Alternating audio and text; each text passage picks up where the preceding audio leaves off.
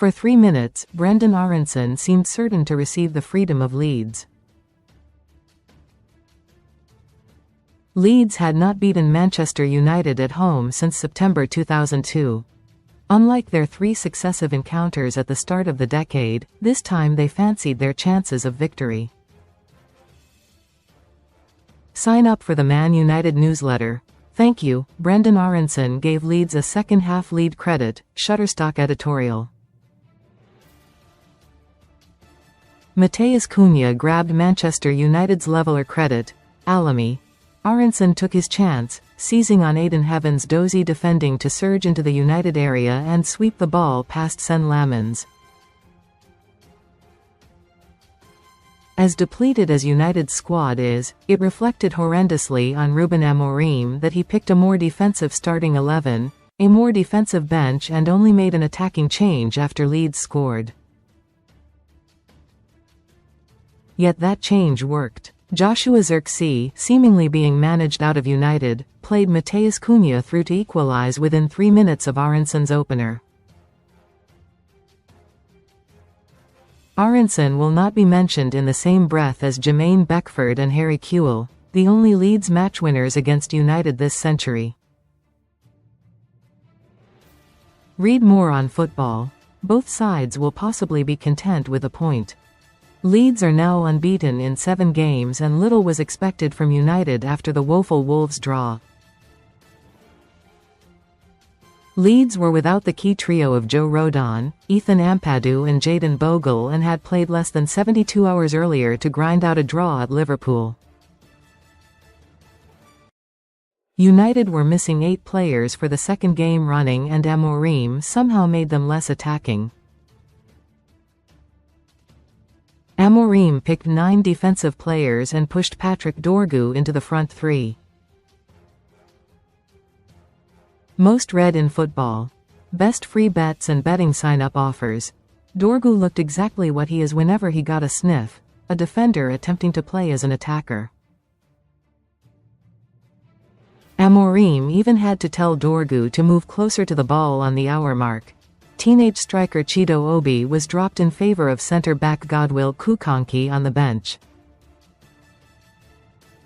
The Leeds program did not even list substitutes Kukanki, Jack and Tyler Fletcher, Shea Lacey and Bendito Manteto in United's squad list. Until Aaronson's strike, there was a chance this game would be more eventful for the bitterness in the stands than on the pitch. The stadium announcer referred to United as the Red Side before he went through their starting 11.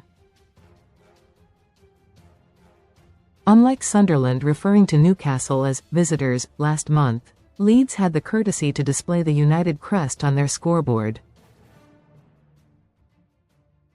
The cold snap thawed amid the intense atmosphere.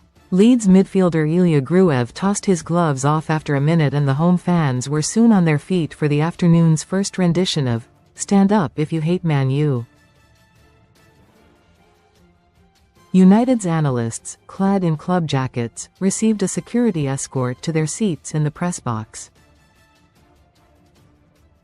Dominic Calvert-Lewin struck the post-credit. Reuters. The sides could not be separated. Credit, PA. Some of the back-and-forth chanting between the two sets of supporters was so offensive that broadcasters TNT turned the sound down. Matheus Cunha volleyed in spectacularly in the 8th minute, yet Benjamin Sesko was rightly flagged for his attempted flick-on. Sesko was offside 2 more times. If United were to get a positive result, then Cunha had to perform, and he was too easily rattled in the first hour, either by a tackle or a decision that went against him. There was the first flicker of frustration from Sesko in the 11th minute at Diogo Dalot's optimistic punt forward. When Sesko had a half-chance 5 minutes later, he took an age to shoot and the effort was blocked by Patrick Strauch. Leeds were limited until James Justin charged into the area on 24 minutes and Heaven sliced the ball away to concede a corner rather than a penalty. Lissandro Martinez craftily pulled the ball back to Dalit from Luke Shaw's deep corner, but the Portuguese swept the ball into the Norman Hunter stand. Up the other end, Senne Lammens was borderline time wasting with 32 minutes on the clock. There was not a yellow card until the 34th minute when Dorgu scythed through Dominic Calvert-Lewin in the center circle.